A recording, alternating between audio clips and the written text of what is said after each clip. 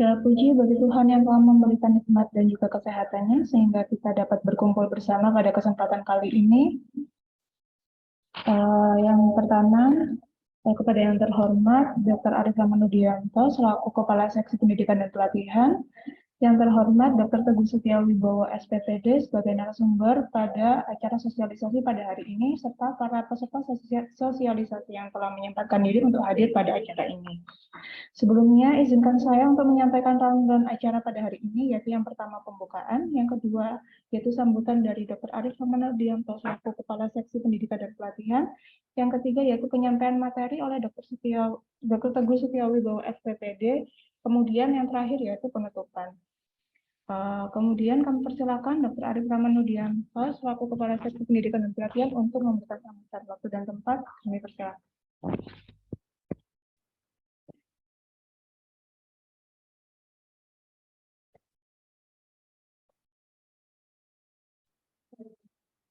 Assalamualaikum warahmatullahi wabarakatuh. Terima kasih atas waktunya.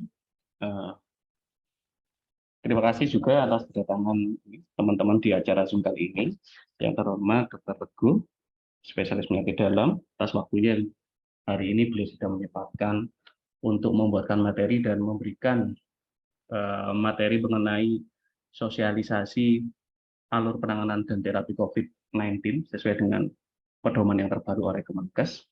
Dan saya harap nanti teman-teman yang ada di Zoom ini bisa proaktif ya, bisa tanya jawab dengan aktif. Misalkan nanti ada beberapa materi yang tidak dimengerti bisa langsung ditanyakan ke Dr. Teguh, dan semoga acara hari ini bisa memberikan banyak manfaat untuk kita di Rumah Sakit Umum Sidoarjo Barat, karena kita tahu bahwa kasus COVID-19 saat ini sudah mulai naik kembali, dan hal tersebut beberapa juga kita sudah dengar di beberapa media massa bahwa kasus COVID di dunia juga mulai naik, sehingga nanti apabila kita mendapatkan pasien-pasien COVID baru, kita bisa siap untuk menerima pasien tersebut. Karena mau tidak mau, kita sebagai rumah sakit umum daerah diwajibkan untuk memberikan pelayanan terhadap pasien COVID-19.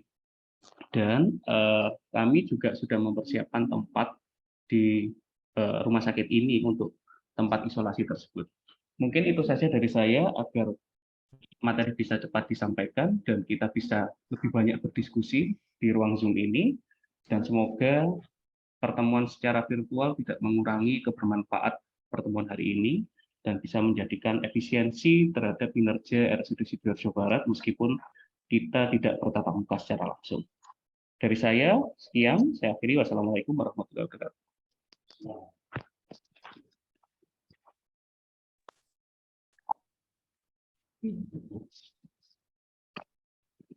Baik, terima kasih Dr. Arif atas sambutannya. Kemudian untuk mempersingkat waktu, kami persilakan Dr. Teguh Setiawibowo SPPD untuk menjelaskan materi sosialisasi hari ini. Waktu dan tempat kami persilakan.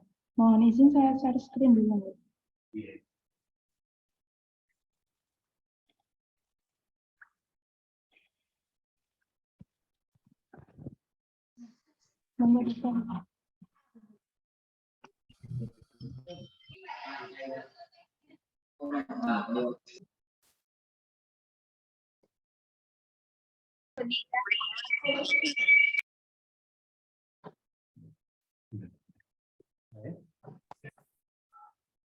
Assalamualaikum warahmatullahi wabarakatuh. Selamat pagi, selamat sejahtera. Alhamdulillah pada pagi hari ini kita dapat berkumpul dalam acara Zoom, yaitu alur penanganan dan terapi COVID-19. Seperti kita ketahui bahwa kasus ini sudah mulai muncul kembali ya, gelombang kedua bulan Juli tahun lalu, ini naik lagi terutama dari varian Omicron.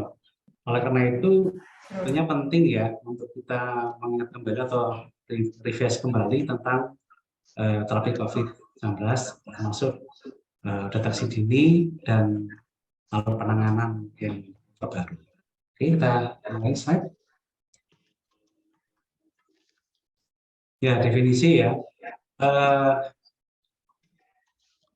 Coronavirus disease 2019 atau COVID-19 adalah penyakit yang menular yang disebabkan oleh severe acute respiratory respiratory distress syndrome coronavirus 2 atau SARS-CoV-2. Kasus COVID-19 berat ini dapat menyebabkan pneumonia, sindrom panas akut, gagal ginjal, dan bahkan menyebabkan kematian. Slide. Nah, di mana perjalanannya pada awalnya adalah diketahui pada tanggal 31 Desember 2016 bahwa WHO China atau Chinese Country Office melaporkan pneumonia yang tidak diketahui etiologinya, yaitu pertama kali di kota Wuhan, provinsi Hubei, China. Kemudian pada tanggal 7 Januari 2020, China mengidentifikasi kasus tersebut sebagai jenis baru dari coronavirus. Dan pada tanggal 30 Januari 2020, WHO menetapkan kejadian tersebut sebagai kedaruratan masyarakat yang meresahkan dunia atau Public Health Emergency of International Concerns PHIEC. Dan tepat pada tanggal 11 Maret 2020, WHO sudah menetapkan COVID-19 sebagai pandemi. Seperti ketahui bahwa pada bulan ini di Indonesia juga mulai masuk ya. Oke, slide. Nah, ini peta perkembangan atau penyebaran dari kasus COVID-19 di Indonesia itu antara yang sampai 10.000 pada terakhir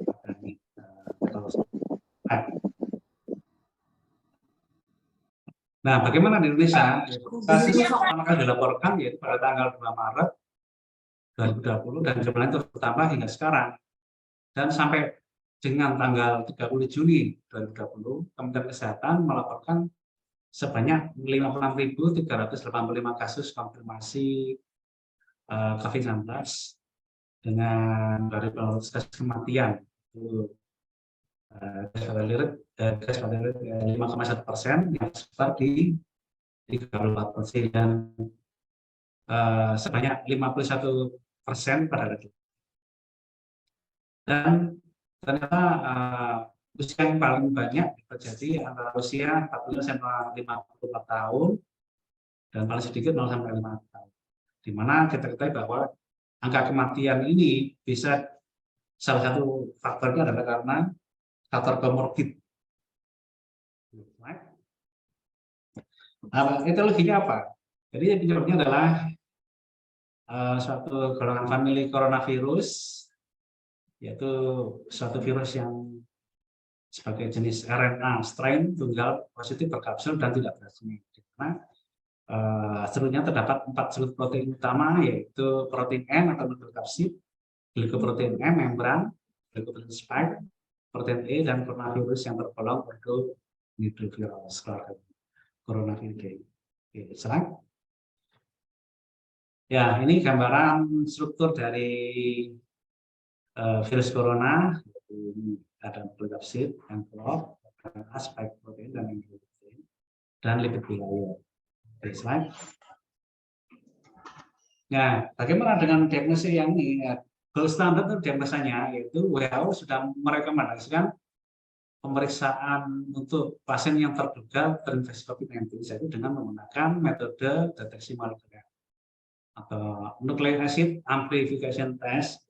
Salah satunya adalah RT-PCR atau real time polymerase chain reaction yang direkomendasikan oleh WHO sebagai gold standar untuk seorang itu confirm terhadap kasus COVID-19. Oke, slide. Nah, bagaimana strategi penanggulangan pandeminya? Ini ada beberapa.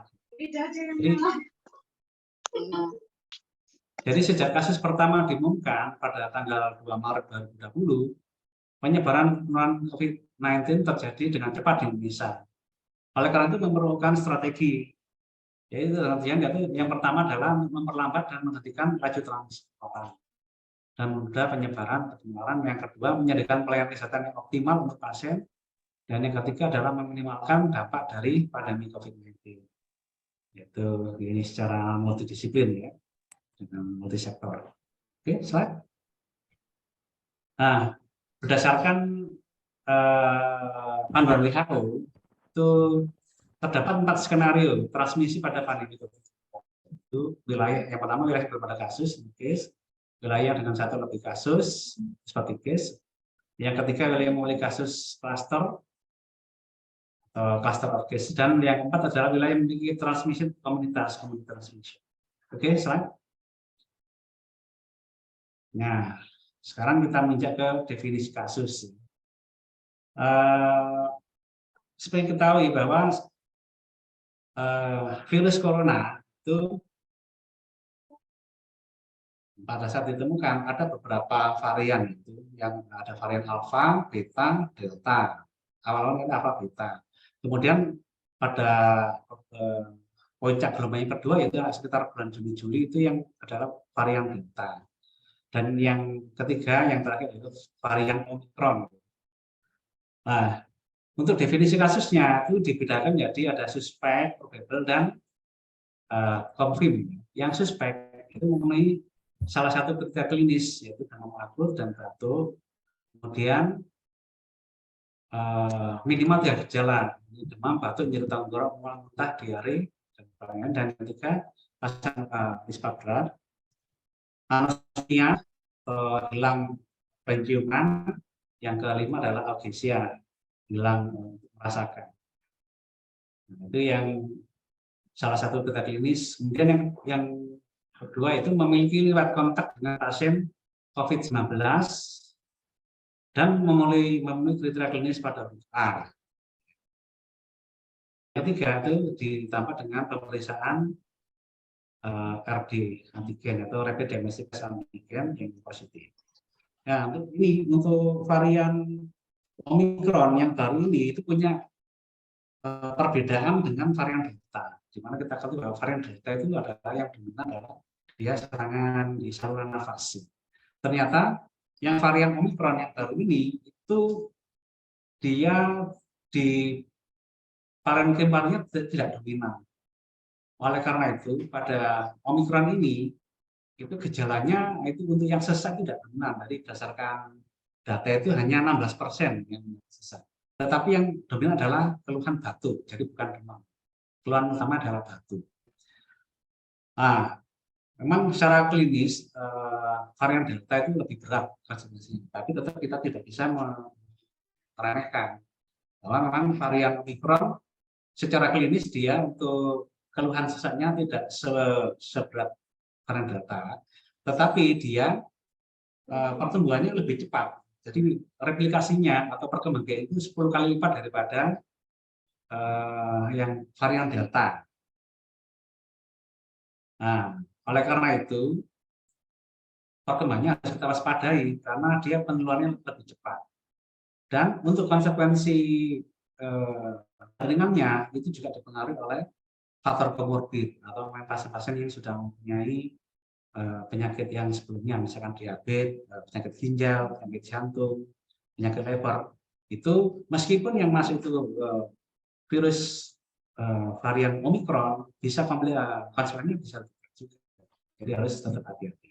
Oke, slide. Nah, ini kasus probable. Kasus probable yaitu kasus yang meninggal dengan gambaran klinis penyakit COVID-19 dan memiliki salah satu kriteria, yaitu yang pertama tidak dilakukan pemeriksaan NAT atau RDT antigen, atau hasil pemeriksaan RDT antigen tidak memenuhi kriteria kasus confirm. Jadi ini kita masukkan ke kasus probable. Oke, slide. Nah, terus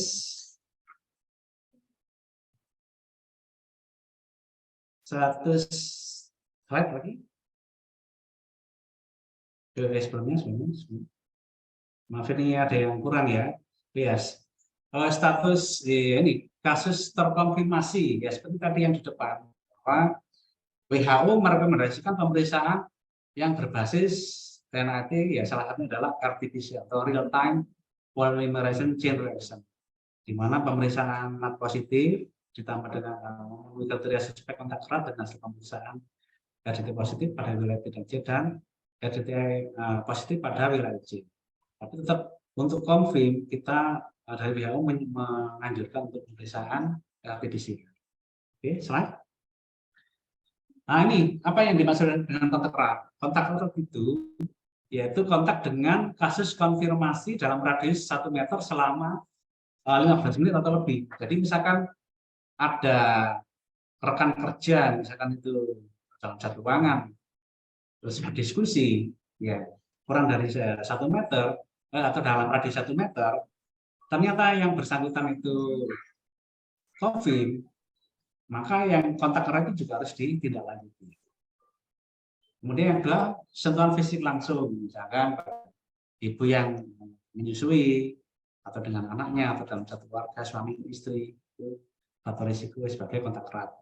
Ini yang ketiga, orang yang memberikan perawatan kasus konfirmasi tanpa APD standar, petugas kesehatan ya, yang melakukan perawatan, dan termasuk petugas gizi, termasuk yang memberikan perawatan langsung kepada pasien, tetapi tanpa penggunaan APD standar, itu juga dikatakan sebagai kontak erat dan tetap harus kita perhatikan.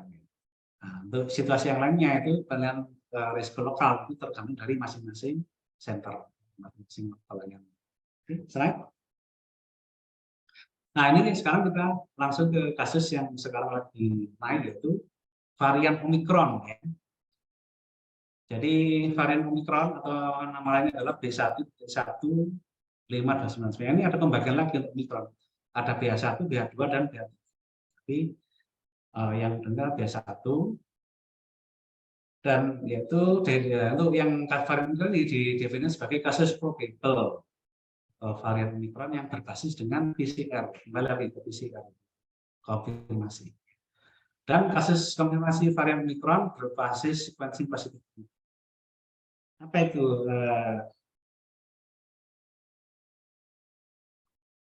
Sequencing Omicron. Jadi kasus yang ini, yang kasus suspek, sama kasus suspek.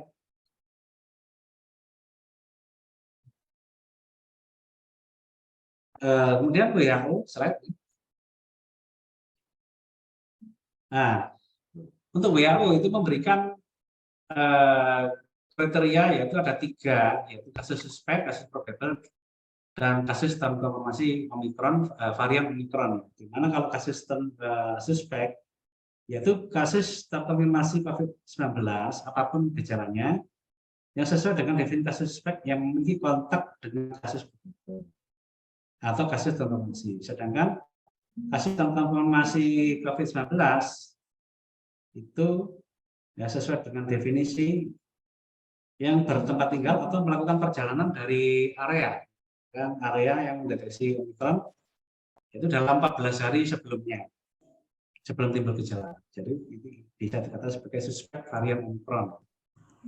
Kemudian yang kedua yaitu yang probable. Yang kalau yang itu yaitu kasus konfirmasi COVID-19 yang dengan positif S-gene atau SGTF atau uji deteksi single nucleotide polymorphism dan berbasis pada PCR yang mengarah ke varian. Dan yang ketiga, kalau kasus yang konfirmasi varian Omicron itu individu yang terkonfirmasi dengan hasil pemeriksaan sequencing positif Omicron SARS-CoV-2. Ya. Oke, slide. Nah, kita langsung aja ke derajat keparahan ya. Jadi secara umum dibagi menjadi 5. Yang pertama yaitu tanpa gejala, yang kedua ringan, yang sedang, yang berat, dan kritis. Nah, tapi tetap dari masyarakat ini waspada. Jadi kalau ada riwayat kontak, kemudian ada keluhan batuk, keluhan sesak, tenggorok, ya riwayat kontak atau daerah yang banyak kasusnya tetap harus kita waspada, kecurigaan suatu COVID. Kembali ke ini, ke pembagian.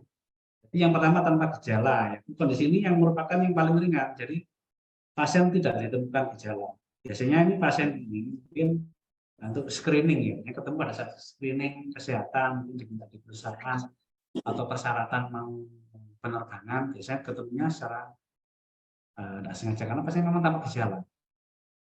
Kemudian yang kedua adalah kasus yang ringan. Kasus ringan itu pasien dengan gejala tapi tanpa ada bukti pneumonia atau radang paru atau tanpa hipoksia. Jadi gejala yang muncul ini biasanya ya secara umum seperti yang disampaikan di depan itu demam, batuk, kemudian kelelahan, anoreksia atau nafsu makan menurun, sesak nafas, mialgia, atau nyeri otot. Gejala yang tidak spesifik lainnya, misalnya ya tadi nyeri tenggorok, kemudian hidung buntu ya, nyeri kepala, diare, mual muntah, kemudian anosmia, hilangnya penciuman, dan agesia atau hilangnya pengecapan merasakan. Jadi itu yang muncul konsep gejala pernafasan juga sindrom. Nah, pada pasien usia tua atau biasanya pasien usia tua itu sistem kekebalan tubuhnya kan sudah tidak bagus ya, sudah ideal. Jadi justru gejalanya malah nggak khas. Biasanya gejalanya hanya mungkin kelelahan, kemudian kesadarannya menurun, pastinya biasanya agak tidak bisa komunikasi ya, terus pergerakannya menurun, diare ya, kemudian hilang nafsu makan. Ya, bahkan karena tidak ada demam. Kenapa kok gejala pada pasien usia tua itu? Karena spesifik, karena memang sistem kekebalan tubuhnya itu tidak bisa merespon kalau adanya infeksi virus COVID, sehingga gejala tidak khas. Tetapi pada saat diperiksa ternyata positif dia, reaktif. Dan biasanya pasien-pasien ini yang punya penyakit sebelumnya ya, penyakit sebelumnya misalkan diabetes, ginjal, atau darah ini pada saat screening awal ternyata diketahui sebagai penderita terinfeksi COVID-19. Oleh karena itu pada pasien seperti ini tetap diperlakukan dengan isolasi meskipun gejala tidak khas.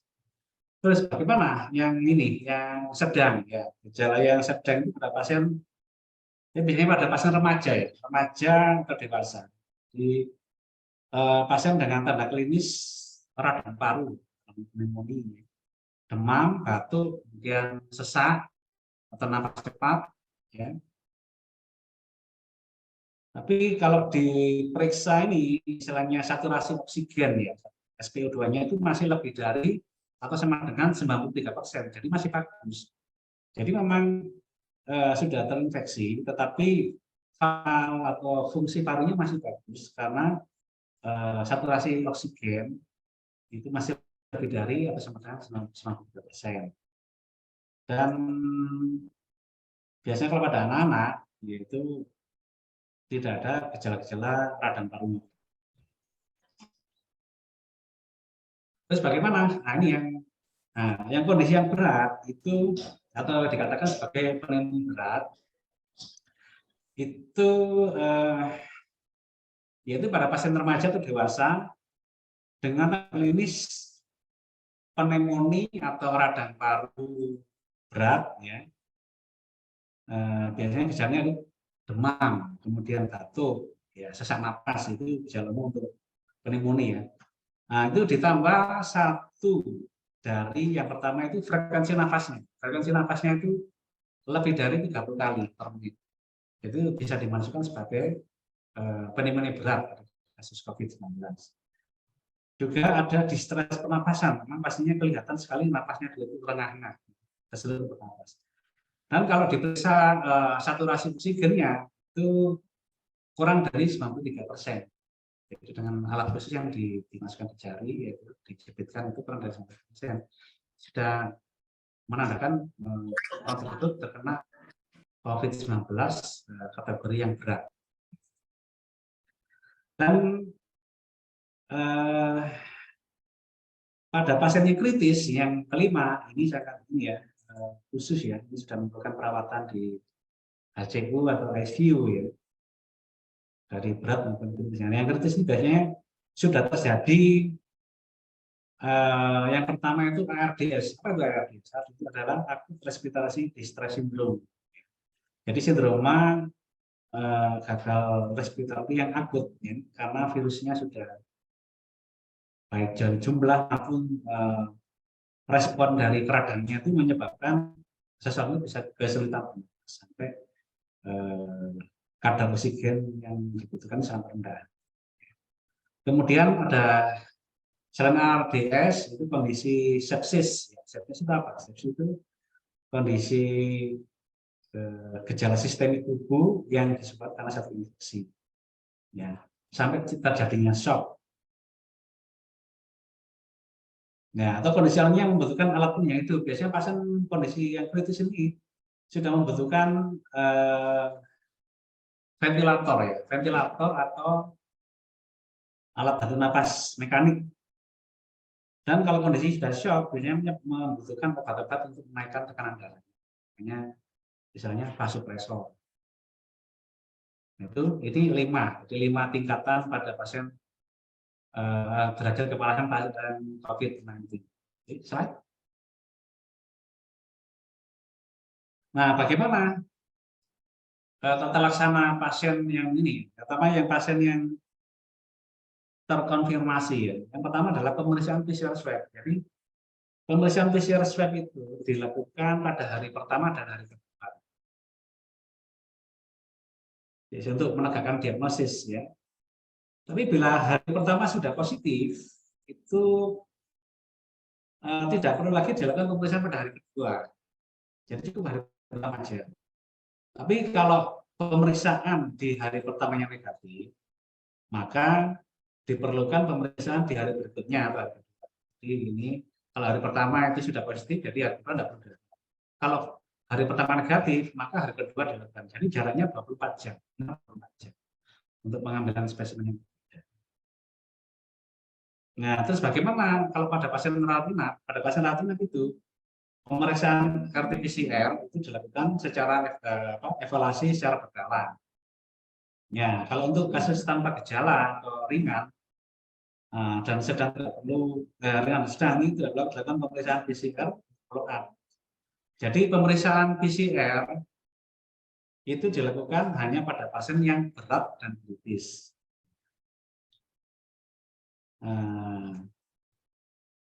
Jadi untuk kasus berat kritis termasuk pasien-pasien yang ini, pasien yang imunokompromis, pasien yang sudah kehilangan sistem kekebalan tubuhnya atau gangguan kekebalan tubuh. Jadi kalau bila klinisnya sudah membaik, bebas demam, 3 hari, namun pemeriksaan PCR-nya masih yang positif, kemungkinan bisa terjadi kondisi positif persisten. Pemeriksaan akan tetap positif, itu bisa jadi beberapa bulan. Itu pada salah satunya pada pasien yang ada gangguan ini, ada gangguan sistem kekebalan tubuhnya. Oke, slide. Nah, terus bagaimana untuk yang tanpa gejala? Untuk tata laksana yang tanpa gejala, itu yang pertama adalah isolasi dan pemantauan. Jadi isolasi itu bisa dilakukan secara mandiri, ya. Bisa dilakukan secara mandiri itu bisa dilakukan di rumah selama 10 hari. Nah, sejak pengambilan spesimen diagnosis yang konfirmasi. Jadi kalau sudah diperiksa PCR-nya positif, dihitung 10 hari sejak ditetapkan positif itu. Ya. Jadi untuk isolasinya itu, isolasi mandiri maupun ada yang istilahnya isolasi terpusat. Terpusat ini biasanya ada misalnya disediakan rumah-rumah atau penginapan khusus pasien-pasien yang terkonfirmasi, ya, itu yang dikelola oleh pemerintah. Nah, bagaimana untuk pemantauannya itu dilakukan oleh tenaga kesehatan dari FKTP. FKTP kan tenaga kesehatan yang tingkat pertama, bisa dari puskesmas ke klinik terdekat.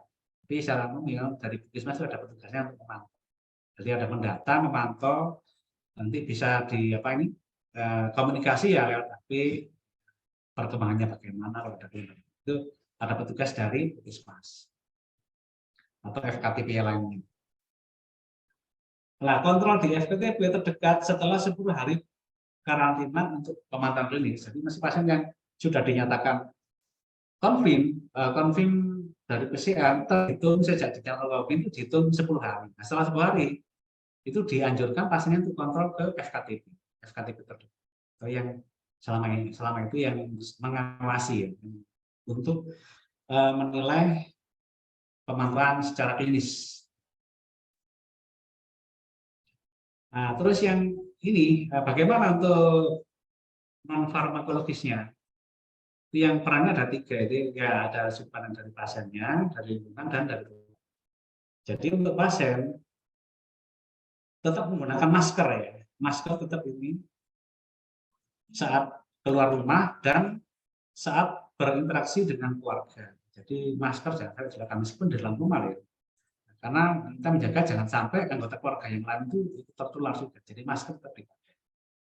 Ya, kalau pas berinteraksi dengan anggota keluarga atau keluarga. Terus cuci tangan, tetap harus cuci tangan dengan air mengalir, dengan sabun, atau yang simpel itu salah satunya adalah dengan hand sanitizer rutin.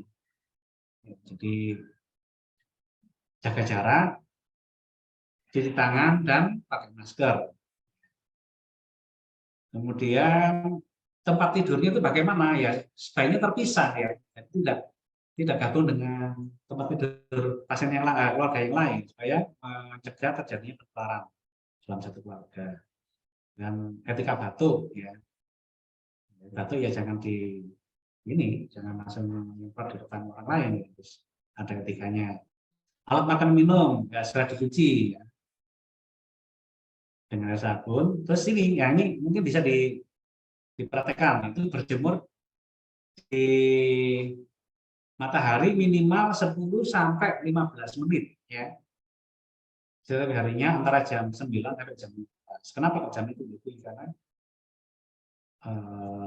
ultraviolet yang dikeluarkan dari sinar matahari itu bisa membunuh virus-virus yang ada di tubuh dan juga bisa meningkatkan atau merangsang respon kekebalan tubuh dari penderita.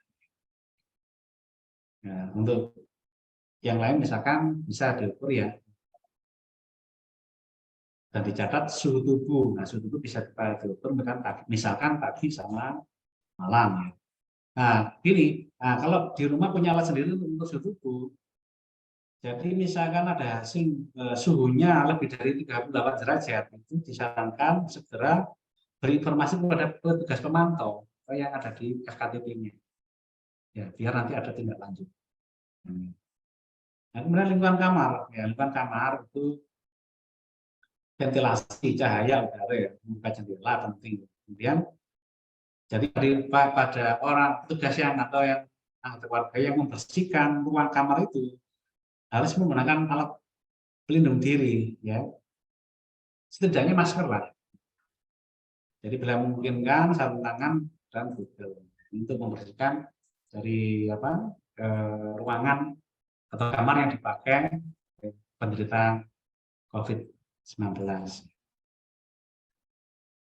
Nah, cuci tangan tetap ya. Kemudian kamar harus dibersihkan setiap hari untuk mensterilkan dengan bahan desinfektan atau dengan sabun boleh ya.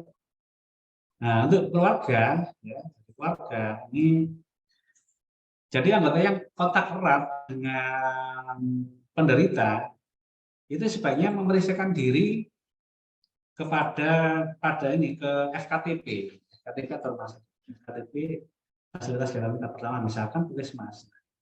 Jadi memang harusnya seperti tadi yang kriteria kontak erat yang disebutkan di depan tadi itu disesuaikannya itu memeriksakan diri.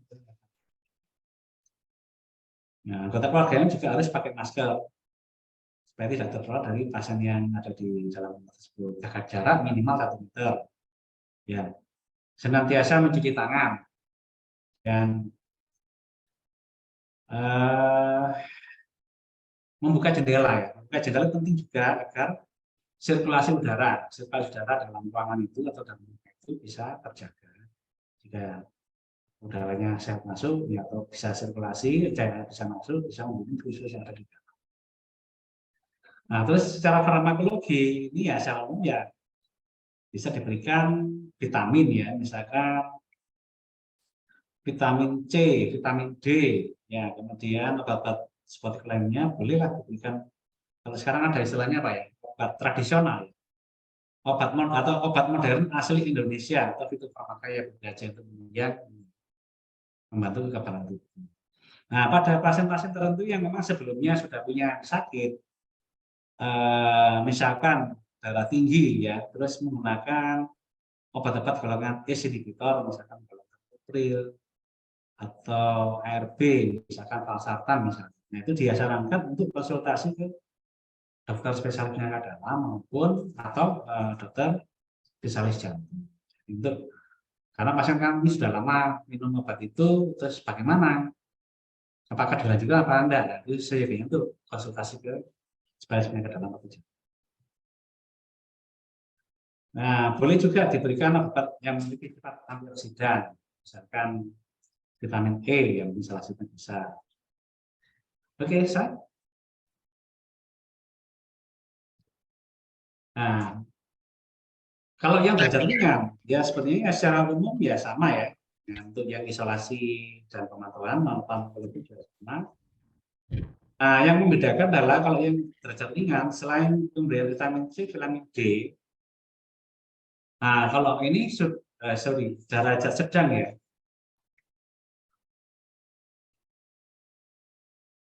Derajat ringan bisa diberikan ini antivirus ya, misalkan golongan favipiravir, sedianya 200 mg atau molnupiravir.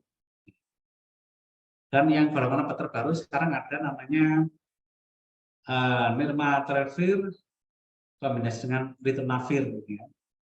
Nah, tergantung ini sesuai dengan ketersediaan obat yang ada di vaskes masing-masing. Kalau ada yang favipiravir ya terus bisa diberikan obat simptomatis ya, gejala misalkan parastamol ya, pada pasien yang panas, parastamol atau obat yang lain. Nah, bagaimana dengan yang derajat sedang? Kalau derajat sedang itu indikasi untuk dirujuk ke rumah sakit. Jadi bisa ke rumah sakit untuk ruang perawatan COVID-19 atau rumah sakit darurat. Kalau dulu kan pada saat kita tahu pada saat puncak dari gelombang kedua ya, itu karena rumah sakit banyak yang penuh sehingga tidak menampung pasien, artinya dijadikan rumah sakit darurat.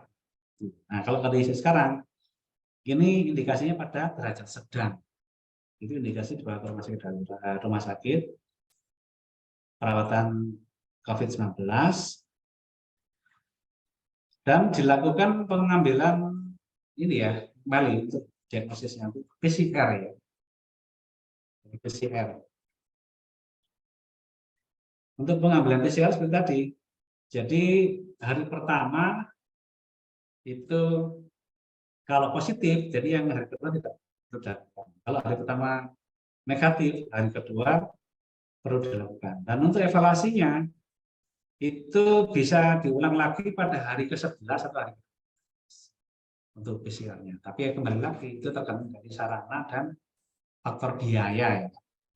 Sebenarnya bagus ya, dipertimbangkan.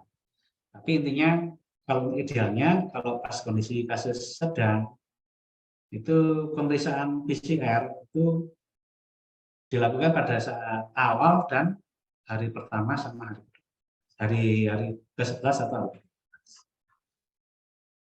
Ya, untuk terapi farmakologisnya ya sama seperti ya. Intinya kalau ini sudah di rumah sakit, jelas asupan nutrisinya ya. Asupan nutrisi, kemudian kontrol elektrolit ya. Dan status hidrasi atau kecukupan cairan ini penting. Jadi, jangan sampai nanti pasiennya dehidrasi karena kekurangan cairan, atau sebaliknya pemberian cairan yang berlebihan justru menyebabkan nanti edema paru. Ya. Caranya malah menutup paru-paru. Jadi ini penting untuk menilai kecukupan cairan dan terapi oksigen. Ini semua dilakukan di rumah sakit. Nah, bagaimana pemantauannya? Untuk pemeriksaan berikutnya bisa ditambahkan misalkan pemeriksaan CRP, nah, fungsi ginjal sama fungsi hati, dan foto paru-paru ya. Jadi ini dilakukan di rumah sakit untuk menilai fungsi ginjal, fungsi hati, foto paru secara berkala untuk menilai perkembangan atau mengantisipasi terjadinya komplikasi yang bisa terjadi pada Nah, terus bagaimana secara farmakologis? Secara farmakologis ya seperti biasa, bukan vitamin C, vitamin D. Nah, khusus pada kasus untuk yang sedang ini, jadi sedang ini pemberian antivirus bisa dimulai golongan ini remdesivir, ya, yang golongan antivirus yang kuat ya, yang pemberiannya lewat infus. Ini indikasi diberikan pada COVID yang derajat sedang. Kemudian pada pasien-pasien ini kalau memang tidak tersedia bisa diberikan favipiravir, molnupiravir atau nirmatrelvir ritonavir. Ya. Nah, bagaimana? Biasanya kalau kondisi derajat sedang itu resiko terjadinya koagulasi atau penyentalan. Karena koagulasi darah ini berisiko pada pasien yang derajat sedang, maka ada tempat untuk pemberian antikoagulan. Antikoagulan yang dianjurkan yaitu yang bisa yang LMDH atau low-molecular heparin atau anfrasional heparin, bisa memberikan heparin atau mungkin gunaparinut ya tergantung obat yang ada di fasilitas tersebut. Pengobatannya mati, paracetamol boleh, dan jangan lupa pengobatan faktor komorbid ya dan komplikasi yang ada. Jadi pada pasien-pasien yang sudah ada komorbid itu risiko terjadi perburukan pada kondisi infeksi COVID-19 itu sangat besar. Oleh karena itu pengobatannya secara simultan ya, baik atau bersamaan. Dari COVID-nya sendiri diobati juga faktor ini penyakit penyertai sebelumnya, misalkan diabetes, penyakit ginjal, penyakit jantung, penyakit liver, ya, juga diobati dan masing-masing ada secara berkala dievaluasi. Ya. Oke, slide. Nah, ini yang kelima yaitu derajat berat atau kritis ya. Jadi sama ini isolasi dan pemantauan tetap dilakukan di rumah sakit, tapi ini memerlukan ruangan khusus ICU ya. Jadi kalau yang sudah derajat ini derajat berat ya ini. Derajat berat atau kritis ini memerlukan isolasi di ruang intensif care unit ICU atau minimal HCU atau high care unit di rumah sakit rujukan. Di mana indikasi perawatan intensif ini pada pasien-pasien yang biasanya membutuhkan oksigen lebih dari 4 liter, adanya gagal napas, ya, sepsis, shock, dan disfungsi organ. Nah, untuk non farmakologisnya sama seperti yang tadi ya, terapi secara total, kalori adekuat, ya, elektrolit dan lain-lain. Kemudian apa? Terapi oksigen. Jadi yang mana? Nah, untuk farmakologisnya, nah ini sorry, nanti kalau dia kondisinya di ICU akan bisa memerlukan ini bantuan napas ya. Jadi jalan terapi oksigen. Nanti kalau dia tidak respon, dia akan masuk ke non invasif ventilation. Bisa pakai HFNC, ya high flow, HFNC high flow oksigen ya dengan aliran tinggi. Atau nanti memerlukan ini, sorry, ini yang ventilasi invasif dan non invasif ya. Ini yang non-invasif ya, ini non-invasif. Kemudian kalau tidak respon, nanti dia akan membutuhkan ventilasi mekanik invasif, atau namanya lainnya ventilator ya. Nah, ada metode yang lain yaitu namanya extracorporeal membrane stimulation atau ECMO. Tapi di sini belum ada ya. Jadi ini pada pasien yang kritis yang memberikan terapi yang indikasi terjadinya ini ya ARDS ya, itu bisa pemberian ECMO. Nah, untuk farmakologisnya bagaimana? Sama, jadi pemberian vitamin C, vitamin D, vitamin B1 dan antivirusnya kita berikan yang intravena, yaitu yang remdesivir. Hasilnya itu 200 mg IV pada hari pertama dan dilanjutkan 1 kali 100 mg hari kedua sampai hari kelima atau hari kedua sampai hari 10 tergantung respon klinis. Nah, kemudian untuk yang lain-lain bisa diberikan alternatif molnupiravir, ya. Nah, kemudian dexamethasone, ya, pada kondisi berat kritis bisa diberikan. Kalau golongan obat yang lain, misalkan antileukin 6 atau IL-6, ini mungkin ya mahal ya. Nah, slide.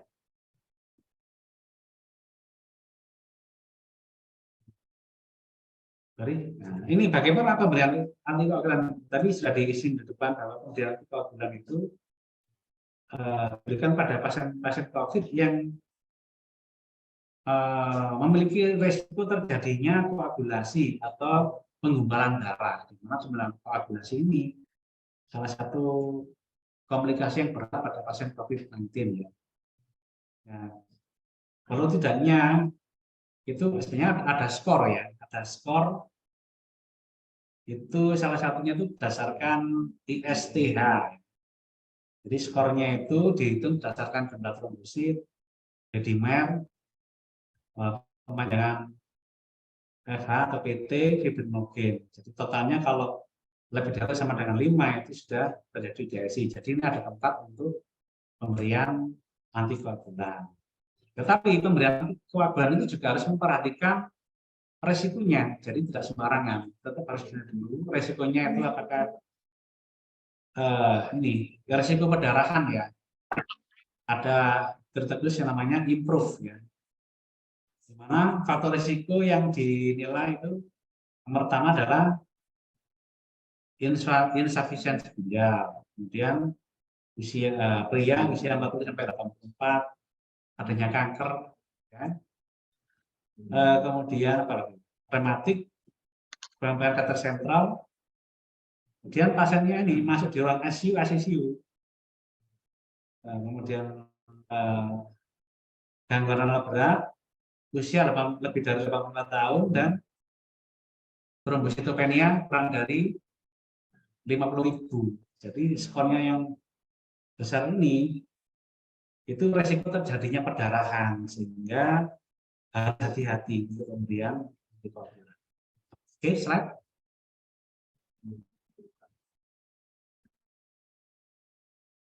Nah, terapi tambah lain-lainnya mungkin bisa nih ya, berikan antibiotik. Nah, antibiotik ini ya berdasarkan klinis ya, tetap harus dievaluasi, harus secara rasional. Antibiotik kalau misalnya dia klinisnya ada tanda-tanda infeksi bakteri bisa diberikan secara empiris. Pilihan yang lain misalkan pemberian antibodi monoklonal, kemudian jenis inhibitor, pemberian stem cell, terus apa ini IVIG ya, IVIG. Jadi apa itu IVIG? IVIG itu adalah istilahnya memberikan antibodi terhadap antibodi. Jadi pada pasien yang terjadi timbul antibodi yang berlebihan dalam tubuh yang menyebabkan reaksi inflamasi yang namanya istilah kadisitokin. Itu bisa dibantu dengan pemberian IVIG. Cuma ini dengan pertimbangan khusus ya. Mana opsi ini mana? Pasien-pasien yang ini, yang kritis atau yang mengalami kritis. Untuk obat yang lain misalkan fluoxamine, ya. Kemudian bronkoskopi. Nah, apa itu bronkoskopi? Itu pada pasien-pasien yang terjadi nih secret dahak yang sangat kental yang resiko terjadinya obstruksi jalan nafas. Tapi ini tidak rutin dilakukan ya. Bronkoskopi itu bisa dilakukan pada kondisi tertentu ya. Kalau pasien yang kena dahaknya nggak bisa dikeluarkan ya karena terlalu mengental dan risiko obstruksi atau kondisi lain sebagai panduan terhadap ini tindakan intubasi. Intubasi itu bisa dibantu dengan bronkoskopi. Nah, kemudian yang lain ini vaksinasi ya, vaksinasi itu kan sudah dilakukan ya. Jadi vaksinasi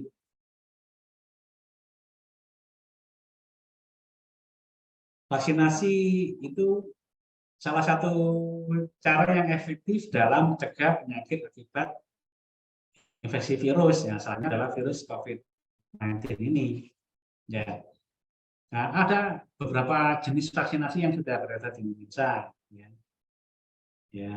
Yang sudah sudah umum ya. Misalkan Pfizer, kemudian Moderna, AstraZeneca, ya. Sinovac, ya, Sinovac, kemudian Sinovac. Nah, itu beberapa jenis vaksinasi yang sudah beredar di Indonesia dan di dunia. Dan masyarakat Indonesia kan sudah mayoritas sudah mendapatkan vaksin ya. Salah satu upaya untuk mengurangi risiko komplikasi atau gejala klinis yang berat. Sebenarnya kalau vaksinasi itu biasanya bukan jaminan pasiennya tidak kena infeksi virus atau termasuk ini virus COVID-19, tapi minimal bisa mengurangi risiko kejadian yang berat. Jadi kalau misalkan dia kena infeksi, tidak seberat kalau dia tanpa vaksin. Oke, slide.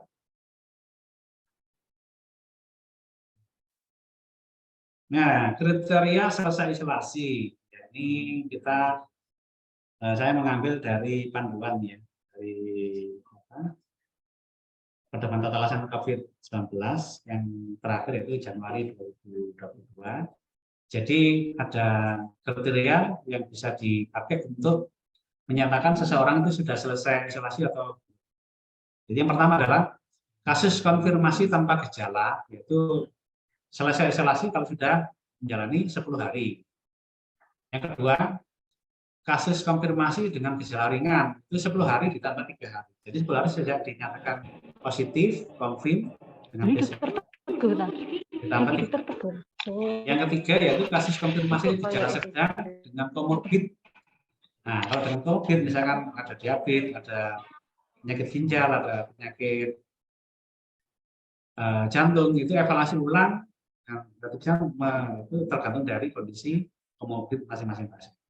Dan yang keempat yaitu kasus konfirmasi dengan gejala berat kritis, itu kalau kriteria adalah RT-PCR-nya sudah negatif ditambah minimal 3 hari tanpa gejala. Kembali ditanya acuannya adalah RT-PCR ini terutama pada pusat ya rumah sakit pelayanan COVID yang tersedia ini pemeriksaan. Slide. Nah, setelah sembuh, ini yang pertama adalah memenuhi kriteria isolasi dan dikeluarkan surat kemampuan oleh dokter pasienkes atau dokter penanggung jawab pasien. Dan pasien konfirmasi gejala berat ringan, itu kemungkinan RT-PCR-nya itu masih positif bisa terjadi beberapa minggu, bahkan beberapa bulan. Karena memang ini kembali kepada ini ya, selain faktor komorbid juga atau respon imunnya ini. PCR bisa beberapa minggu bahkan masih positif. Nah itu kembali untuk evaluasinya. Untuk evaluasinya itu tergantung dari penjawabnya itu menilai secara klinis. Oke, slide. Nah, kriteria pemulangan. Jadi yang pertama ya, hasil kajian klinis dilakukan oleh dokter penanggung jawab menyatakan pasien diperbolehkan pulang dan tidak ada tindakan perawatan yang dilakukan. Slide. Nah, ini ada beberapa istilah yang lain ya. Ini di rumah sakit. Yang satu alih rawat non isolasi. Jadi ada beberapa pasien yang sudah komorbid atau punya penyakit sebelumnya, misalkan diabetes, jantung, liver, itu dia sudah selesai dinyatakan sembuh dari COVID-nya, tetapi dia masih memerlukan perawatan untuk penyakit yang diderita sebelumnya. Ya, karena itu namanya alih rawat non isolasi. Jadi pasiennya dikeluarkan dari ruang isolasi kembali ke ruang biasa, tapi statusnya dia non isolasi untuk diberikan perawatan lanjutan dari penyakit yang sebelumnya. Nah, yang kedua nih tadi istilah persisten ya, persisten positif ya, ini pada pasien ditemukan yang ini biasanya mengalami perbaikan kondisi pasca diagnosis, namun hasil pemeriksaan PCR-nya itu masih positif. Ya, karena masih ini dari alatnya itu masih bisa mendeteksi adanya virus dalam darah pasien ya. Jadi bagaimana sikapnya? Jadi kalau pasien persisten itu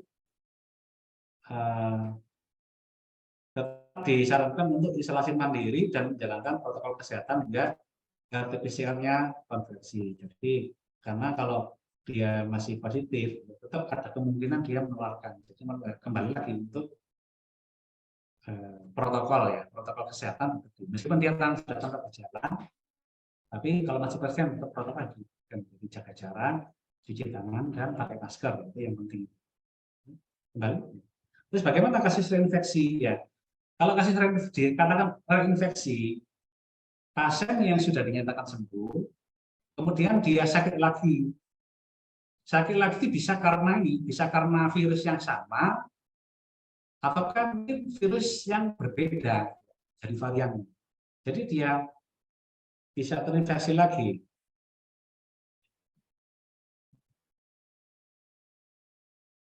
Jadi biasanya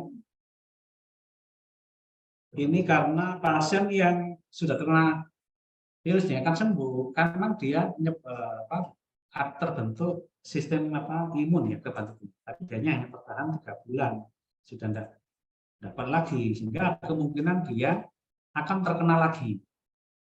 Ya, bisa karena virus yang variannya sama atau virus yang varian yang lain. Oleh karena itu kembali itu protokol kesehatan tetap harus diperhatikan. Nah, kemudian ini istilah fenomena long COVID. Jadi fenomena ini banyak terjadi pada beberapa orang yang pasien yang mengalami perbaikan secara klinis 2-6 minggu setelah terinfeksi. Tapi dia itu masih ada kadang-kadang ada keluhan nyeri dada, kan? Muncul batuk. Dapat terjadi beberapa minggu atau beberapa bulan. Ya. Dan tanda gejalanya itu dapat gejalanya yang COVID itu bisa kelelahan ya, atau kelelahan, misalkan nyeri kepala, gejala saluran nafas, sesak nafas, nyeri tenggorokan atau persisten, atau keluhan secara ini multisistem, demam atau gangguan pencernaan seperti itu. Jadi karena pasien sudah sembuh, tapi dia ada keluhan karena masih nyeri sesak, berada masih diare, itu gejala sisanya namanya fenomena long COVID-19. Long COVID-19. Jadi bagaimana sikapnya kalau pada kondisi pasien seperti ini ya? Kalau memang dia ada infeksi sekunder, bisa diberikan antibiotik. Kemudian diberikan bimbingan manajemen secara mandiri ya pada pasien ini untuk kemudian kalau dia ada penyakit penyertanya juga harus diabetes, darah tinggi atau yang lain ya, dan dilakukan rehabilitasi. Rehabilitasi misalkan rehabilitasi medik ya dalam fisioterapi untuk dia melatih supaya kualitas hidup itu bisa membaik ya. Oke, slide. Nah, kalau ini bagaimana totalisan COVID dan pasien-pasien yang COVID-19 ini yang jelas kita juga memerlukan perhatian khusus ya pada kondisi ini. Ada perlakuan berbeda pada kasus yang berbeda.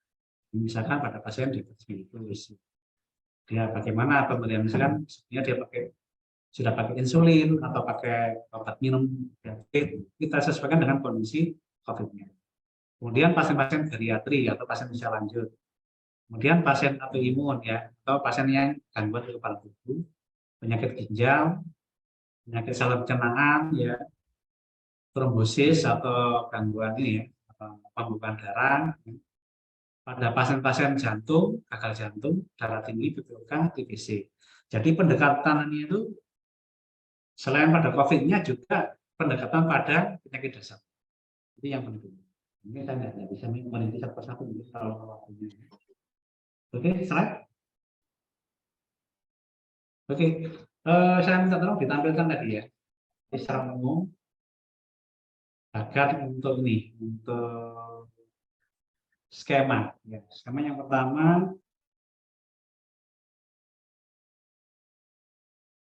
ya, ini saya mengambil dari ini pedoman tata laksana COVID-19 edisi keempat, ya, tahun 2000 Januari 2022.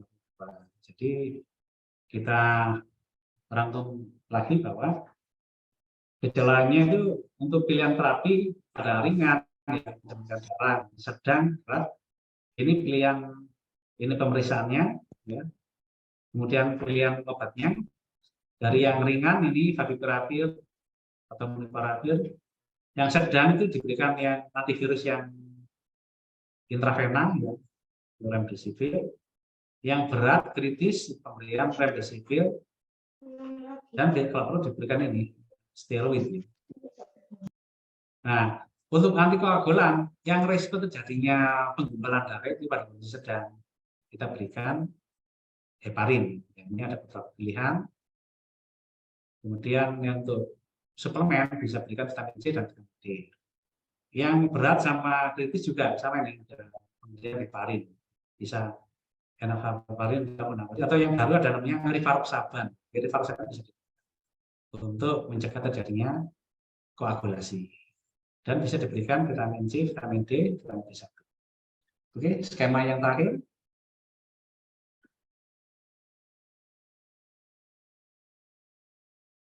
Nah, ini jadi ini merangkum ya, merangkum yang kita diskusikan tadi, yang sama-sama di depan, yaitu jadi alur penanganan pasien COVID-19. Ini bisa agak besar dikit bisa.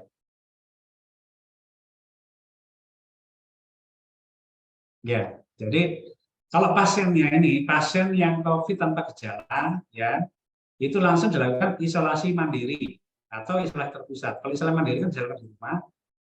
Kalau isolasi terpusat nanti dikelola oleh pemerintah. Biasanya diberikan vitamin C, vitamin D, obat suportif, bisa untuk yang lain tutup makan. Nah, kalau pasien COVID-19 dengan gejala, dilihat ini apakah ada frekuensi napas lebih dari 30 menit. Ini pada anak ya. Kemudian saturasi oksigennya itu kurang dari 93, atau pada anak kurang dari 92. Dan atau ada tanda-tanda sepsis, distres. Ini ada pneumonia atau tidak ringan, isolasi mandiri. Ini obat-obatnya. Kemudian yang untuk sedang ada pneumonia tapi tidak perlu dirawat. Ini rawat rumah sakit darurat ya. Dan bila terjadi sesak napas dan perburukan pneumonia, maka ini bisa dikategorikan sebagai berat atau kritis.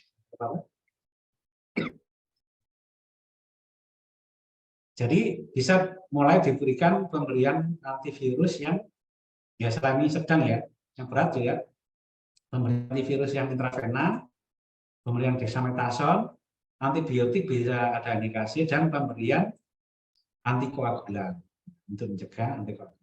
Kemudian ini terapi yang lain bisa diberikan antibodi monoklonal, stem cell atau IVIG. Nah, terapi oksigen itu mengikuti alur penurunan alat bantu napas, ya, apakah dia terapi oksigen biasa, pakai NFC, pakai non-invasif ventilasi ventilator atau invasif ventilator mekanik. Itu berdasarkan evaluasi untuk oksigen. Kemudian apakah ada tanda-tanda shock? Ya, tanda shock itu tekanan darah sistemnya kurang dari 50 ya, ada keral dingin, gangguan perfusi ya. Yang pada anak ini bisa dikenal MIS itu multisistem inflammatory syndrome. Itu kita lakukan tata laksana. Jadi prinsipnya pada pasien suspek kanker COVID-19 kategori sedang dan berat itu dapat ditata seperti COVID-19 sampai terbukti bukan. Ya, jadi kalau kita suspek sama probable itu kita lakukan sebagai COVID-19 sampai terbukti bukan. Ya.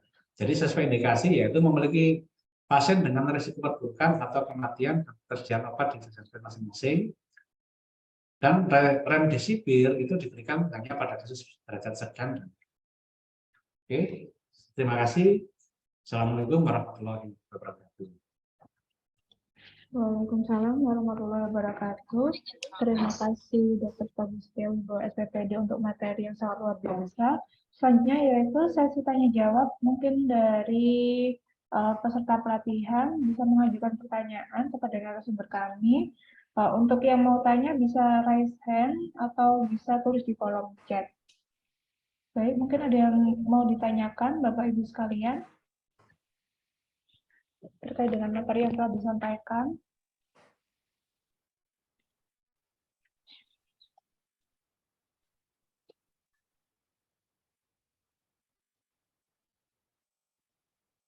Mungkin ya ini ya sudah jelas semua ya, atau sudah familiar ya, sering mendengar tentang COVID, jadi sudah ada pertanyaan. Mungkin dari perwakilan dokter IGD mungkin ada yang ingin ditanyakan pada narasumber kami terkait dengan materi yang baru saja disampaikan. Bisa raise hand ataupun bisa menulis pertanyaan di kolom chat.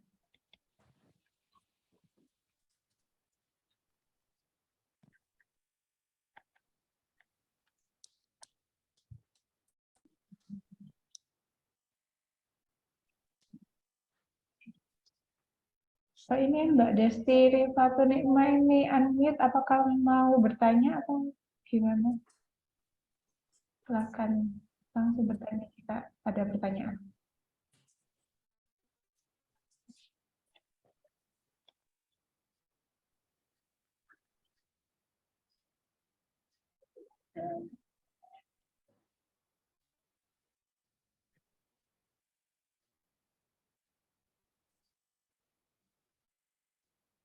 Ya, jadi intinya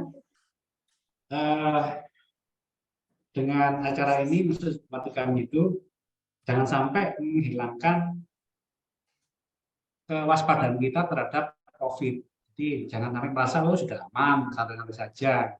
Karena kasus COVID ini sudah mulai naik lagi. Di varian yang terakhir itu kita ketahui pertama kali di Indonesia kan sekitar bulan Maret atau April ya yang pertama. Kemudian gelombang kedua itu yang varian Delta itu yang sekitar bulan Juni-Juli tahun 2021 kemarin. Dan yang sekarang ini yang varian Omicron ini kasusnya mulai naik lagi. Kenapa? Karena daya tularnya itu lebih cepat dibandingkan dengan gelombang. Ya, oleh karena itu tetap harus waspada. Ya, mungkin pada beberapa kasus mungkin gejala sesaknya tidak seberat yang Delta, tetapi pada pasien-pasien yang dengan kondisi komorbid itu bisa terjadi perburukan yang nyata. Oleh karena itu penting juga disampaikan ke masyarakat tentang protokol kesehatan, ya. Protokol kesehatan itu jaga jarak, cuci tangan dan memakai masker dan memberikan pendidikan atau kepada keluarga, atau misalkan kalau menemukan gejala-gejala yang tadi yang kita bahas di depan tadi, disarankan untuk segera diperiksakan ke fasilitas kesehatan terdekat, misalkan puskesmas. Jadi kalau dicurigai tanda atau gejala COVID, sebaiknya diperiksakan segera supaya tidak terlambat, ya. Terutama pada pasien-pasien yang sudah mengalami, sudah menderita penyakit yang sebut. Karena itu COVID-nya bisa lebih berat. Jadi mencegah lebih baik dan nanti termasuk ini ya untuk vaksin ya, vaksin kan disarankan booster ya. Jadi istilahnya kalau vaksin itu tidak menjamin seseorang itu tidak akan menangguhkan, tetapi minimal bisa mengurangi derajat keparahannya, terutama pada pasien-pasien yang sudah terdapat komorbid atau penyakit penyerta sebelumnya. Oke. Baik, Bapak Ibu peserta sosialisasi, apakah tidak ada yang bertanya? Sekali lagi. Mungkin ada yang kurang jelas dari penjelasan narasumber kami, bisa langsung ditanyakan. Monggo bisa raise hand, langsung unmute, atau bisa menulis pertanyaan di kolom chat.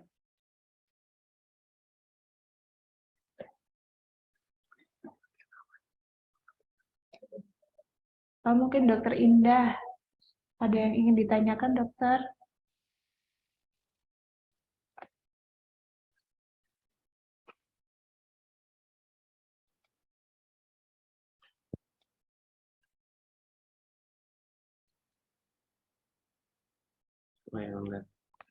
Ada.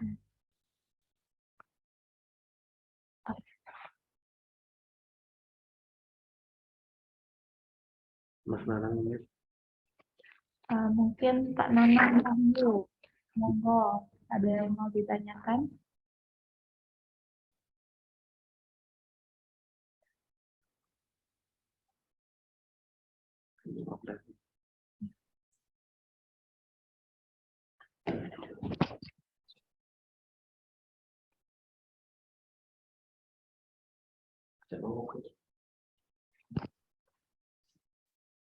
Atau mungkin yang lain dari lab ini ada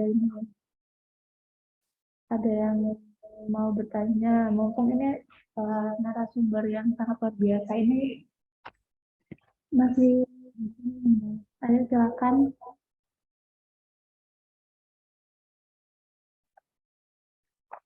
Kalau misalnya mau bisa menulis pertanyaan di kolom chat, Bapak Ibu.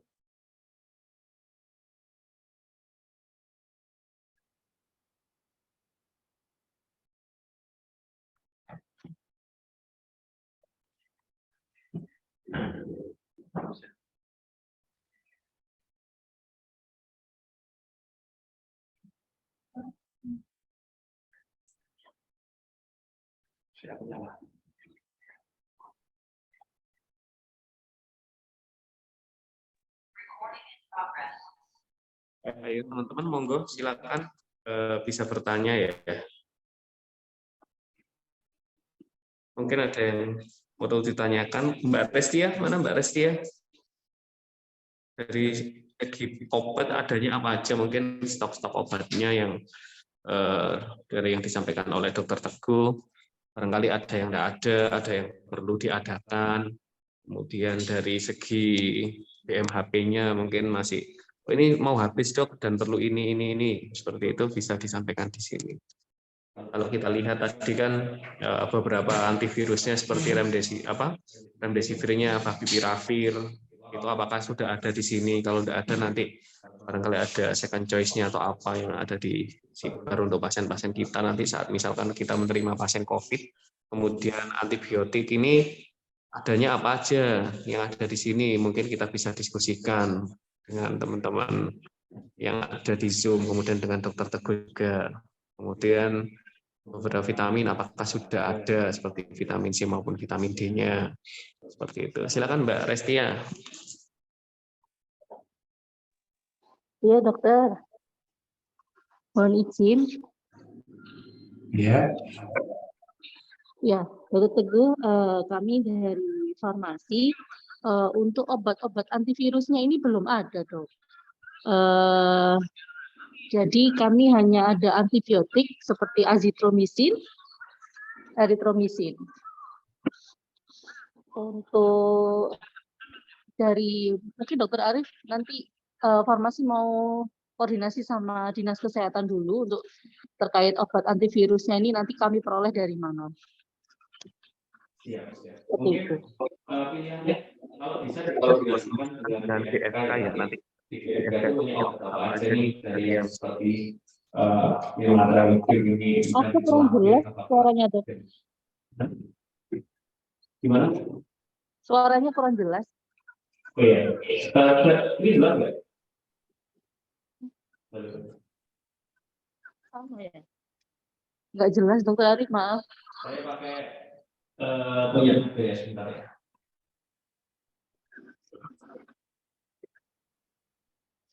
Dan kok Mas?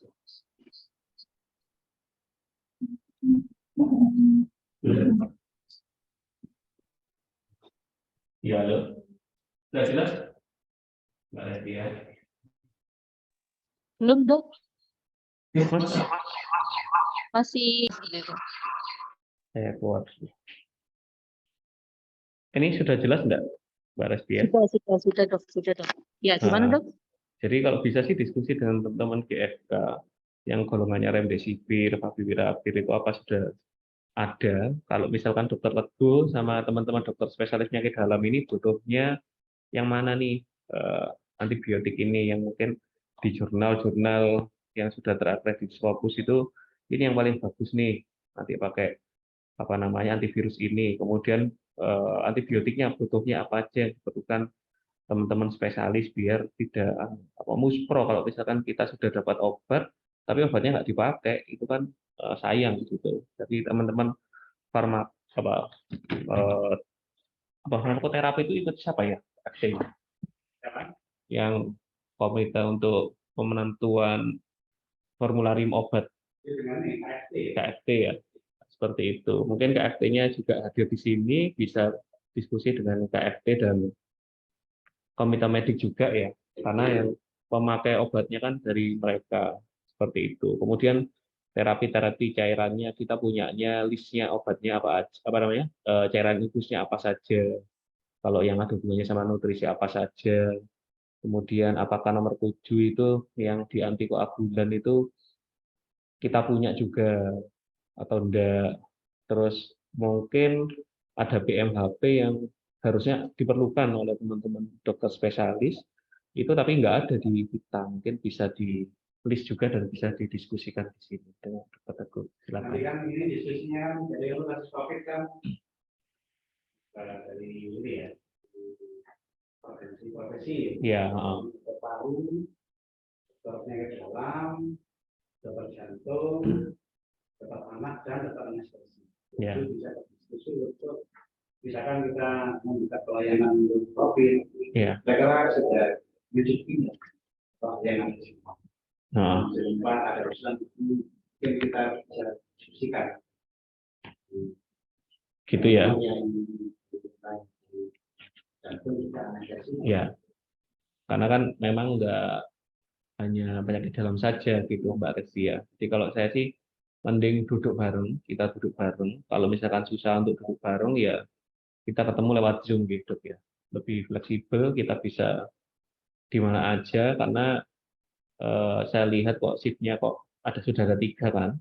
Jadi kalau shift-nya sudah ada 3 dan teman-teman juga pada sibuk sambil mendengarkan, sambil bekerja, sambil memberikan masukan atau kita bertukar pendapat seperti itu. Gimana Mbak Resti? Atau seperti ini, butuhnya teman-teman dokter spesialis apa saja, termasuk obat, BMHP dan sebagainya atau alurnya, masing-masing nanti sudah nulis, melakukan list ya kebutuhannya, kemudian pengennya apa saja, nanti baru kalau sudah membawa poin-poin yang mau diusulkan, baru kita ketemu lagi gitu Mbak Resti ya. Dari obat butuhnya misalkan menawarkannya ini seperti itu. Dari penyakit dalam ini, dari anak seperti ini dan lain sebagainya. Kemudian baru kita kumpul biar saat ketemu itu sudah langsung tak das was-was satset was-was ya. Jadi nggak lama-lama. Gitu. Gimana dokter Teguh? Ya itu tidak apa mungkin bisa dibuatkan komunitas untuk membahas. Jadi kira-kira rumah sakit ini siap nggak merawat pasien COVID? Ya, kalau instruksi kemarin siap nggak siap ya harus siap. Jadi memang orang harus disiapkan. Iya. Siap. Gitu Mbak Resti ya. Mungkin Mbak Resti ya bisa dari alurnya itu bisa di list apa aja yang mungkin diperlukan dan yang ada dan tidak ada. Jadi ada 2 list itu yang sudah tersedia dan yang harus disediakan seperti itu. Nanti disampaikan ke Pak Adi juga ya Mbak Resti. Mbak Res. Iya dok, ke Pak Andi. Jadi tetap mengacu di ini sih dok, formularium rumah sakitnya itu. Iya betul. Lalu untuk yang khusus penanganan COVID. Iya, khawatirnya kan kayak 2020 kemarin kan dalam jangka waktu tidak lama ya, ternyata langsung kedadakan gitu ya. Jadi takutnya itu kita nggak tahu nanti tiba-tiba ya wallahu alam bisawab ya. Maksudnya tiba-tiba nanti ya jangan sampai naudzubillah min dzalik. 3 minggu lagi tiba-tiba pasiennya ini banyak sekali dan pada tumbang masuknya di kita, itu kita nggak siap apa-apa, itu yang jadi sorotan publik. Jadi jangan sampai seperti itu, tapi kita kalau bisa sudah prevensi dari awal, ada nggak ada ya kita lakukan prevensi, sehingga nanti kalau misalkan mendadak ada banyak pasiennya ya teman-teman ini siap seperti itu, nggak keburu pasiennya meninggal, nggak ada karena nggak ada obat dan lain sebagainya atau banyak rujuk seperti itu. Ya Mbak Restia ya. Iya dok, siap dok. Betul. Oke. Ini termasuk jadi tanya ya. Silakan. Ya, tadi ada yang tanya tadi. Iya, resen. Ada yang tanya tentang ini, tentang pemeriksaan PCR. Iya.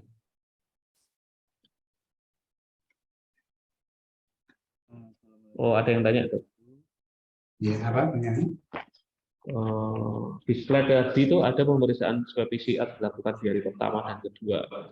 Apakah hasil swab bisa berbeda dengan jarak 1 hari? Untuk pemeriksaan swab kedepannya, di IGD cek swab antigen terlebih dahulu atau langsung PCR, terutama untuk pasien yang bergejala rawat inap. Oke. Ya, jadi kalau untuk secara teknis itu misalnya DPT terjadinya swab antigen tidak apa-apa. Jadi PCR-nya bisa dilakukan lewat ruangan. Nah, kalau untuk memastikan kondisinya mengarah dan dari mana idealnya dari besok menyarankan pemeriksaan PCR. Nah, PCR itu dilakukan pada hari pertama. Kalau hari pertama hasilnya positif, jadi cukup tidak perlu diulang lagi. Dan kalau hasilnya negatif, hari kedua jalan minimal adalah 24 jam diulang lagi. Kalau memang negatif, gimana negatif bisa di-restart dari kasus. Ya. Nah, kalau yang DPT memang dia dengan pemeriksaan antigen, ya boleh nggak apa itu tidak harus PCR di ruangan. PCR itu juga perlu dilakukan dengan kondisi kasus itu sesuai dengan pertimbangan dari DP atau biaya pasien dan kita di fasilitas kesehatan masing-masing.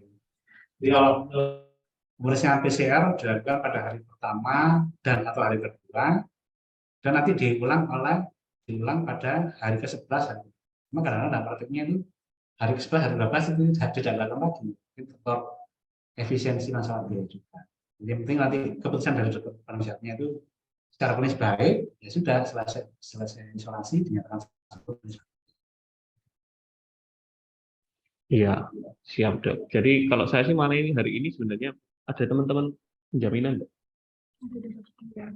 Dokter dia ikut. Penjaminan. Iya, di mana dokter dia? Dokter dia hadir. Kalau nggak salah dokter dia tadi rapat. Dokter dia. Teman-teman keuangan, halo.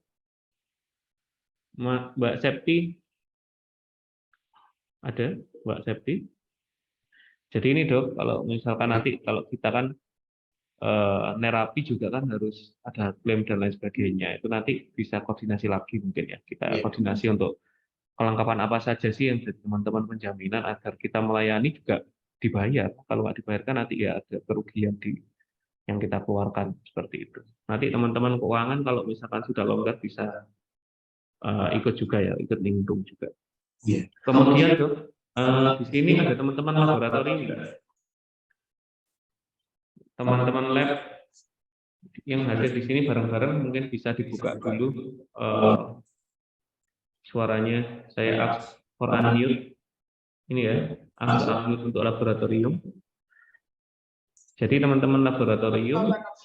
Assalamualaikum warahmatullahi wabarakatuh. Waalaikumsalam. Wah, jagoan ini.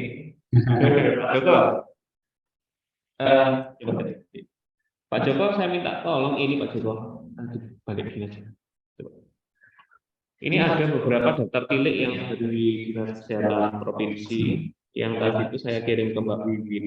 Nah, coba lihat ada daftar tilik. Jadi daftar tilik dari untuk teman-teman laboratorium. Jadi yang pertama, staf yang dilihat itu sudah dilakukan pelatihan yang terstandar atau prosedur yang terstandar untuk ambil sampel dan bisa mengirimkannya ke lab rujukan. Apakah ada apa namanya? Sudah ada ininya Dok ya? Sudah ada berkasnya kalau teman-teman yang di lab ini sudah bisa mengambil spesimen kemudian bisa mengirimkannya atau mengerjakannya di kita. Terus yang kedua, kalau misalkan kita sudah bisa memeriksa, otomatis bisanya cuma rapid antigen RDT ya Dok ya. Rapid diagnostic test saja ya. Rapid diagnostic test. Nah, kita cuma bisa itu, maka harus ada pedoman panduan atau SPO Dr. Joko. Jadi SPO yang kita buat untuk itu. Kemudian kalau misalkan tidak bisa, kita harus punya SPO untuk merujuk sampel spesimen untuk dilakukan PCR. Dan yang terakhir ada informasi atau poster ya tentang APD yang ada di sana, yang ada di laboratorium, yang ada di lab. Sudah ada semua Dok ya di sana. Atau poster-poster mungkin bisa ditaruh di UGD, cara-cara misalkan kalau misalkan ada pasien perlu diambil swab-nya, nanti alurnya seperti apa, kemudian petugas untuk yang melakukan pengambilan itu seperti apa, nanti APD-nya apa saja dibuatkan.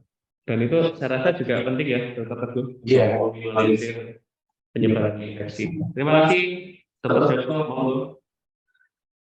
Dan juga ini ya untuk minimalisir risiko di tempat kerja ya. Iya, Kak. Mas sudah dibahas masalah itu. Sudah. Iya, kemarin sudah. Oke, terima kasih. Ini ya. Apakah MOU-nya sudah ada MOU dengan apa? dengan Pak lab Dokter? rujukan? MOU Ya. antara rumah sakit sini dengan lab rujukan, apakah sudah ada MOU-nya? Oke, siap. Ini Dr. Joko nanti bisa koordinasi dengan Yanmed ya, Dokter. Sudah ada apa belum? Sudah ada belum? Kalau kami di Diklat ini juga nggak tahu. Kita kan masih mencoba bertanya ke Dr. Joko. Kalau nggak ada ya kita buatkan nanti. Untuk pelatihan resmi pengambilan sampel, saya kira apa ya, wajib nggak wajib itu, sebab yang ngambil sampel itu bisa kalau misalnya dari UGD sampel swab ya, Yes. itu ya dari UGD. Tapi kalau untuk rawat jalan itu dari lab sendiri. Nah, untuk persyaratan untuk harus ada pelatihan apa enggak ya, kami kembalikan ke Diklat. Baiknya gimana? Ya, Kalau saya bagi buat aja Pak Dokter. kalau bagi lab itu sudah sejak lama itu sudah melakukan, dan ada beberapa dari kami itu ada sertifikatnya tuh, tapi expired gitu loh. Monggo baiknya bagaimana? Ya Ren. Kalau kita ada expirednya ya Pak Dokter. Kalau kita kerja di suatu instansi kan harusnya yang melatih kan ya dari instansi tersebut harusnya. Tuh. Ya, berarti banyak yang expired ya. Bukan banyak, ada yang punya. Jadi begini, dari lab ini dari lab ya, bukan dari instalasi lain. Dari lab itu ada beberapa yang punya, berarti beberapa yang lain itu kan tidak punya. Ya, nah, yang beberapa yang punya tadi sekarang sudah expired gitu loh maksudnya. Jadi otomatis para tenaga di lab itu sudah nggak ada yang punya sertifikat yang masih berlaku. Tuh. Ya, gini Pak Dokter, ya betul. Kalau kita kan kalau mengirim keluar bisa apakah bisa pakai in-house training seperti kemarin?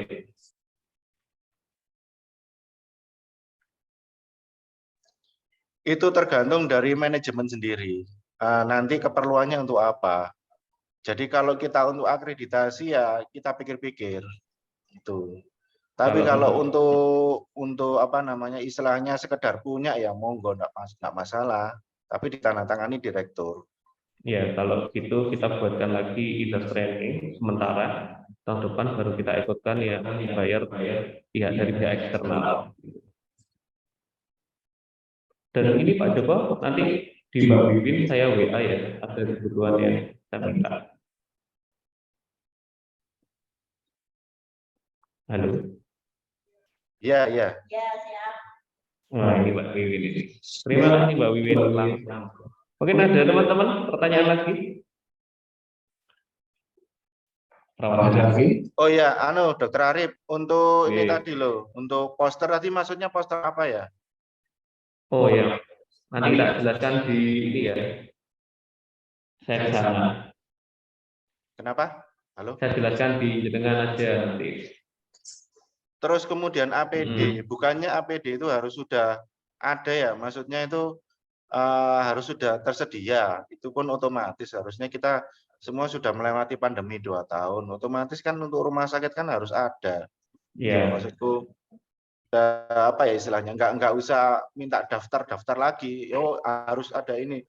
Paling enggak itu sudah tahu lah. Masa pandemi 2 tahun belum tahu. Jelas APD level berapa itu harus tahu. Ya. Kalau gini Pak Joko, kalau ada itu pasti ada. Yang dihitung kan bukan ada atau tidak ada, tapi kebutuhannya berapa. Rencana kebutuhan Pak Joko. Rencana kebutuhan kan yang tahu dari teman-teman yang pelaksana. Ya, kan yang kalau di lab itu kan yang running aja. Jadi yang apa istilahnya itu yang memastikan bahwa pemeriksaan ini layak atau tidak layak. Tapi yang untuk pengambilan, untuk swab, untuk yang swabbing, itu kan arahnya dari mana? Kalau dari ruangan ya di ruangan. Kalau dari UGD ya di UGD. Kalau dari rawat jalan ya lab yang ngambil. Itu loh. Jadi memang untuk kebutuhan, kalau dari lab saja, istilahnya kita cuma butuh APD untuk running saja, sama untuk swab yang ada di rawat jalan. Nah, bedanya APD kan sudah tahu harusnya ya. APD untuk swab itu kan beda dengan APD untuk running, karena kita punya BSC di sini. Ada Biological Safety Cabinet. Nah, kalau di situ mungkin bisa turun ininya kebutuhan APD yang tinggi. Nah, kalau untuk swab itu harus lebih tinggi lagi levelnya, gitu loh. Nah, kalau di sini kan untuk rinciannya kan saya hanya bisa lab hanya bisa merinci yang kami tahu aja. Yang di lab, tapi untuk di UGD kami nggak tahu seberapa. Mereka butuhnya berapa. Iya. Untuk UGD nanti makanya dari forum ini Pak Joko, kalau dari Diklat kan kami mau fasilitasi agar kita itu ada bottom up ya, kebutuhan itu enggak dari kita ke bawah, tapi dari bawah ke atas. Jadi kita tahu butuhnya berapa sih, seperti itu.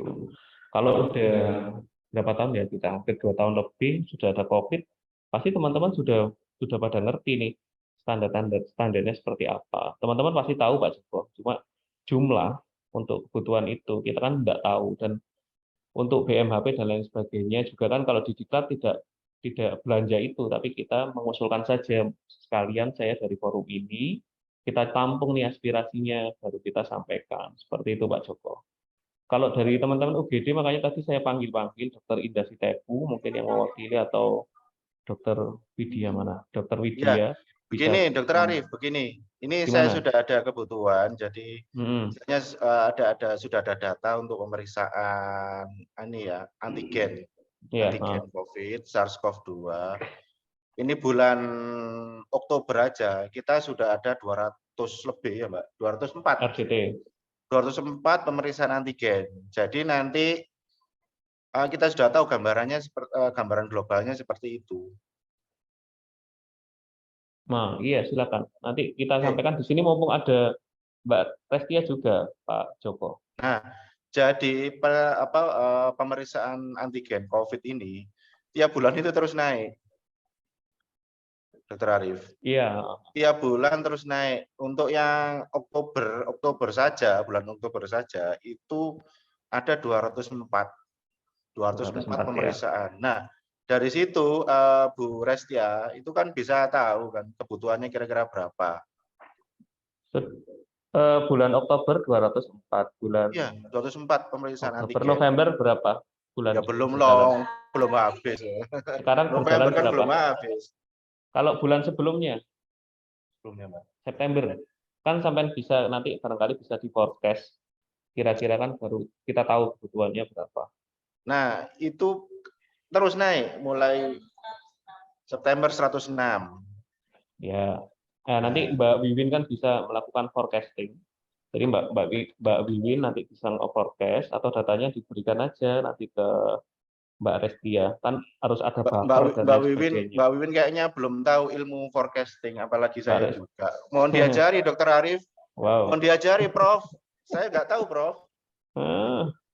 Mbak Restia nanti bisa, Pak Joko. Jadi nanti kan kalau kita menyediakan bahan itu kan ada buffer. Buffer itu cadangan yang barangkali ada lonjakan yang tiba-tiba seperti obat-obat itu kan teman-teman di pengadaan pasti tahu, nanti jenengan bisa sampaikan aja ke teman-teman pengadaan. Kalau saya memfasilitasi aja. Itu nggih, Pak. Dokter nggih. Nanti lebih jauh nanti mungkin itu Pak Joko. Forum khusus ya, kita catat deh, buatkan forum khusus deh. Gitu ya. Halo. Terus ada lagi yang belum jelas ini, Prof. Untuk ini apa namanya? Untuk SPO. Iya. Nah, SPO ini baiknya gimana? Meskipun apa namanya? Yang bikin itu lab apa PPI sebaiknya kalau menurut Prof? Karena Waduh. dua-duanya muaranya Jangan tetap di saya, provokatif. muaranya tetap di saya juga. Jadi gini, kalau menurut kami, jadi ini pandangan dari kami, kalau kita membuat seperti clinical pathway dan lain sebagainya, meskipun yang buat itu dari teman-teman misalkan dari laboratorium itu juga bisa mengajak teman-teman PPI. Jadi yang bikin banyak itu lebih enak daripada bikin satu orang. Karena misalkan kita membuat SPO kan nanti dilakukan bareng-bareng nih. Yang melakukan kan tidak, misalnya kan yang SPO-nya laboratorium misalkan, yang melakukan kan tidak hanya Mbak Wiwi, tidak hanya teman-teman Berta, tapi semuanya diajak diskusi. Kemudian SPO ini dibuat yang sesederhana mungkin, tapi mewakili kegiatan kita, kitanya juga bisa hafal, dan ada standar akademisnya. Jadi kita membuat SPO itu enggak kebiasaan ini, tapi secara akademis ini salah, seperti itu. Jadi kalau lebih banyak orang, kemudian dasarnya juga ada, reference-nya, itulah malah lebih baik. Apalagi juga melibatkan teman-teman diklat, monggo, enggak apa-apa. Kalau saya seperti itu buat SPO. Jadi SPO itu kan suatu saat itu bisa jadi apa namanya pisau bermata dua saat kita berada di meja hijau. Jadi kalau bisa dibuat sebaik mungkin, melibatkan semua pihak dan ada referensi yang jelas, baik itu dari jurnal atau textbook atau surat edaran atau keputusan atau undang-undang atau aturan dari OP masing-masing. Seperti itu, Dr. Joko.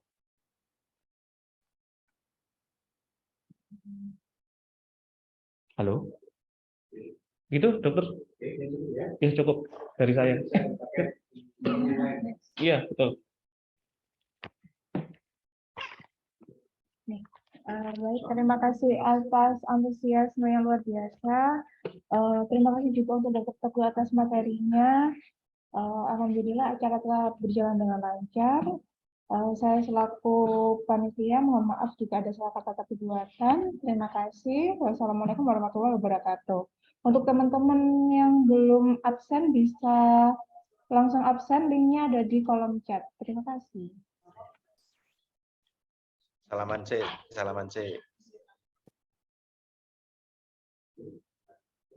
Sudah ada. Iya.